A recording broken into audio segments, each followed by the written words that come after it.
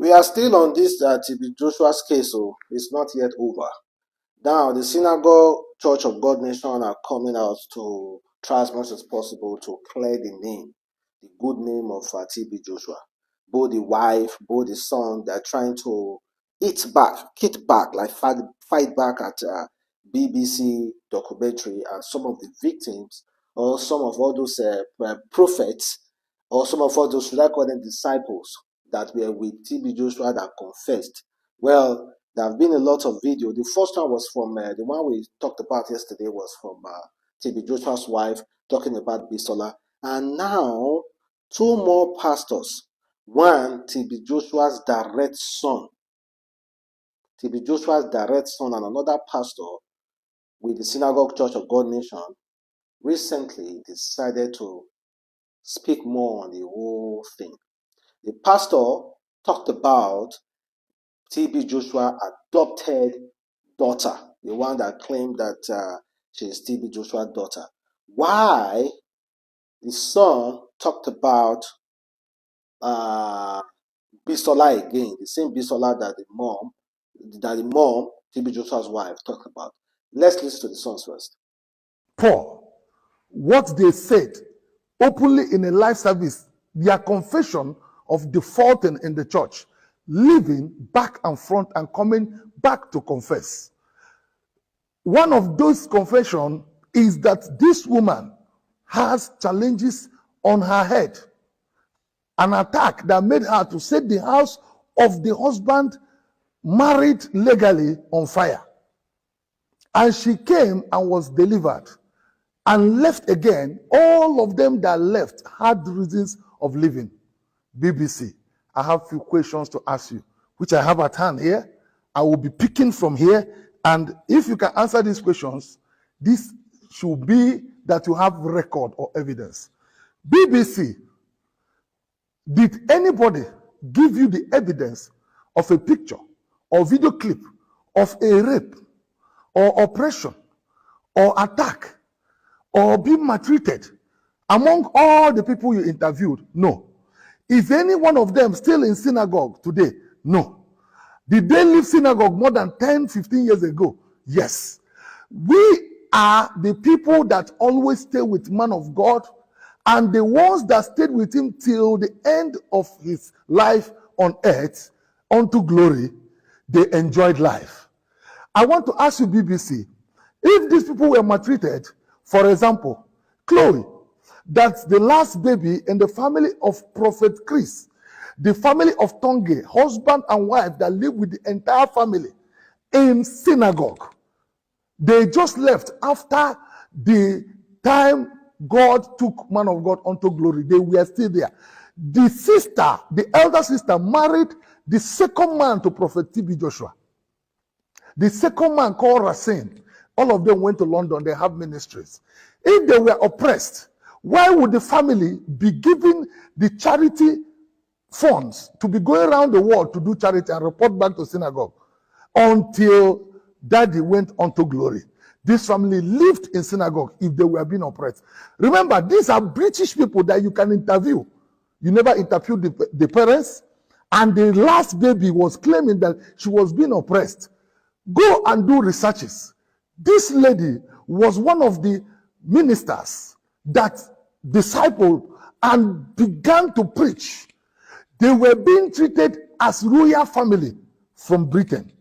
Chris, if the brother Chris became a prophet and Prophet TB Joshua is a fake man of God or evil, how did Chris become a known prophet in London till today in UK? Verify.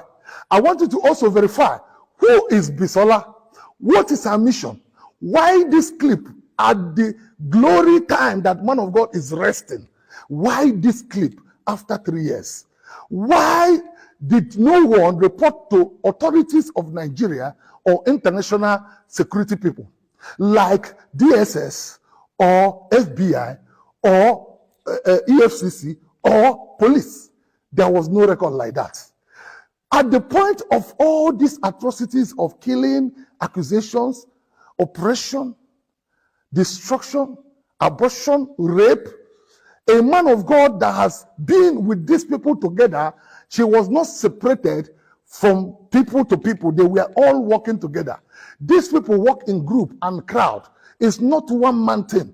They were all together serving God. There was a mother called Pastor Mrs. Evelyn Joshua that lived with them, the wife of Senior Prophet TB Joshua. Nobody has ever given any report whatsoever that they were raped, they were pregnanted, they were maltreated, they were oppressed. These are all lies. Go to Synagogue Church of All Nations today, Ikotuebe, Nigeria. This place did not transform overnight. It was the legacy of man of God that we are still following. Nobody has changed anything. It's still the same.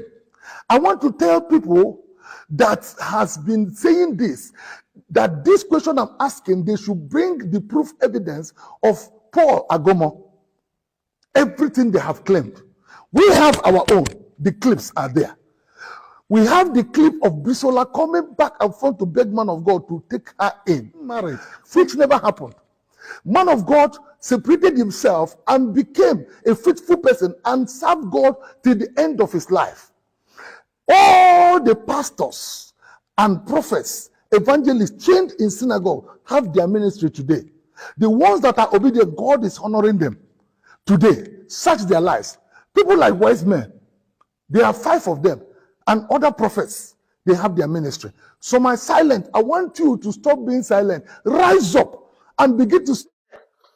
Well, that is coming from Samuel, and that is a Pastor DB's Joshua's son, trying to clear his father's name. You know, like I said before, most of us were in there.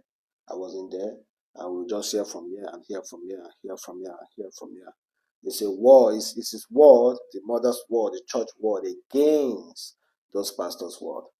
And I think one of the claims is that after TB Joshua died, this pastor, some people who were with him when he died, like still working with him, after he died, they immediately ran away with money to start up their own ministry. Immediately ran away.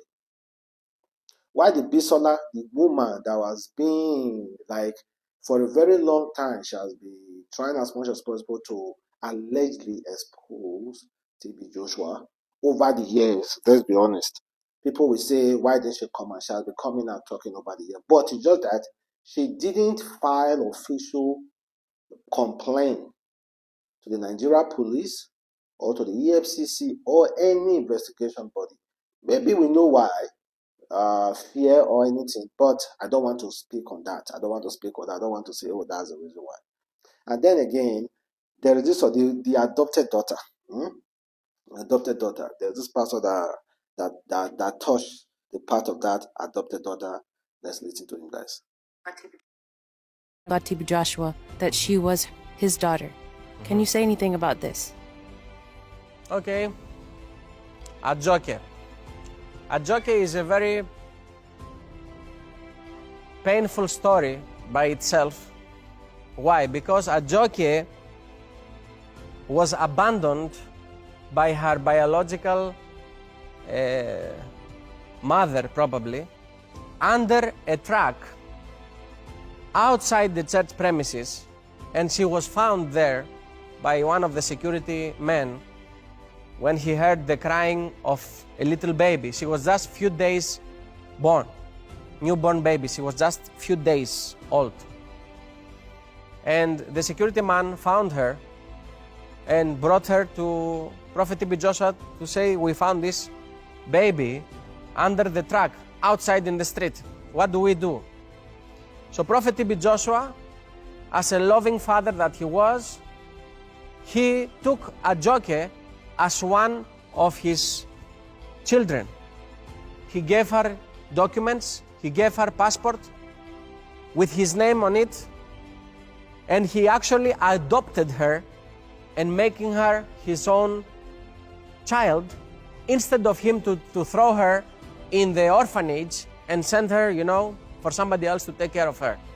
Because he felt that it's a pity, you know, a little baby, a newborn baby, just to send it to the orphanage.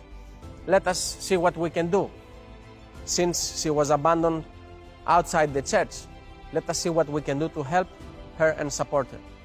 So Ajoke was taken in the house.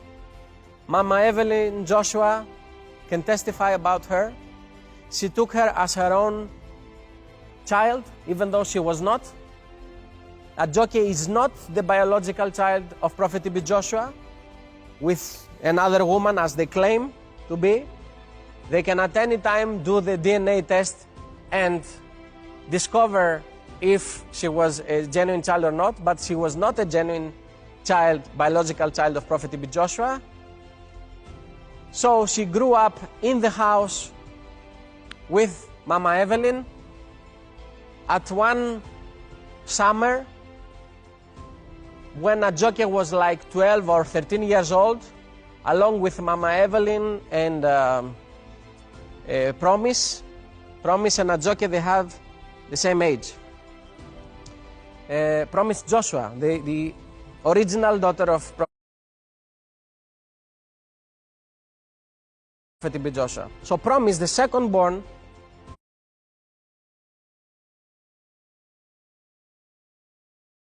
the original daughter of Prophet T.B. Joshua, and Ajoke, they have...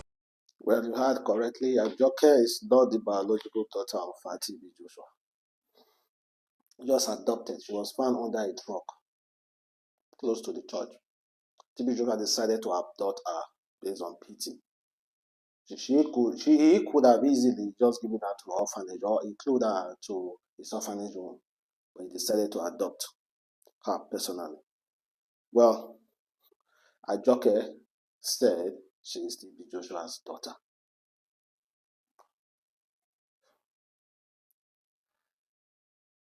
I think there should be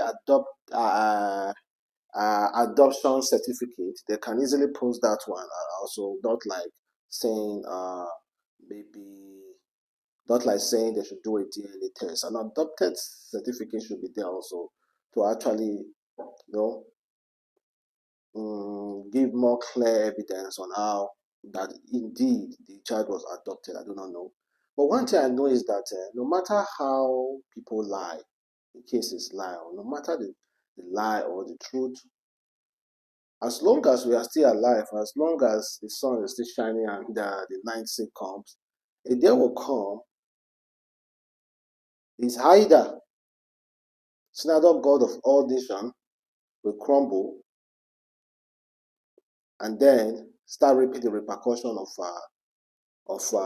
what they did, or those victims, they will crumble and they will confess their sin. And synagogue God of all nations will continue to flourish. So these are the two things that will happen. One of them, like one party must, in the nearest future, maybe 10 years, 20 years from now, one party must, at least, somebody cannot live with lies forever. No. Even a country can't live with lies forever. No matter how politicians try to cover the truth. Something must happen. So, they alone know exactly what they know, the truth. So we here, we are just talking, this one we talk here, this one we talk here, this one we talk here. That's all we do. That's all we do. We don't actually know the truth. So to end this video, Naira Marley is not really happy. I think he's actually feeling the heat of what, should I say, the Mohbad's heat. According to what he wrote recently, business are not going well with Naira Marley. He said, some friends are like pennies, two-faced and worthless. Never explain yourself to anyone. The person who likes you doesn't need it, and the person who dislikes you won't believe it. You are going to make it. God is on your side. Marley and Naira Marley don't feel it. God. Now, I believe Naira Marley have lost so much. Like, if God could turn back the hands of time, I don't think Naira Marley will ever want anything to do with Mohbad. Like, if for no sign Mohbad, if for no come close to Mohbad, if he knew that In the nearest future, this is what will happen. But he made those choices himself. There was a time, there was this red light. Let Mohbad go. Let Mohbad go. Let him rest. Let him rest. You say no. You say no. You say no. If he knew that they are going to rope him for what he didn't do, supposedly what he didn't do, then I don't think he would have getting himself into this hot mess, honestly. Well, wish him all the best though. And let's see what will happen though. Catch you next time. Peace.